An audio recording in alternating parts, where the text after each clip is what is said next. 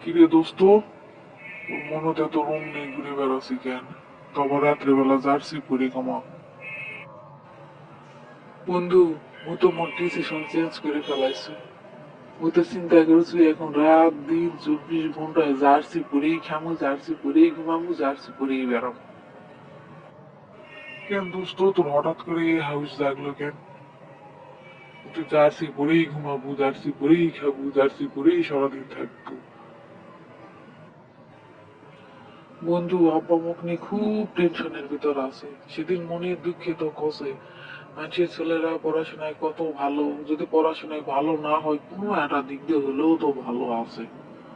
হয় খেলাধুলায় পারে, নয়তো অন্য কোনো কামে পারে, মোর স্কুলটা কোনো দিক দিয়ে পারে না। আমি মানুষের কেঙ্গা করে কমু যে মোর স্কুলটা এই কামটা পারে, অবধি কি হবি।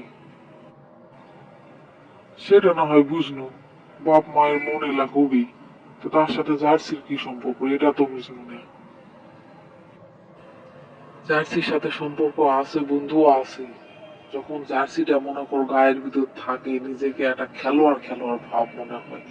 এই খেলোয়াড় খেলোয়াড় ভাব নিতে নিতে যদি কোনো ভাবে লাগে যায়।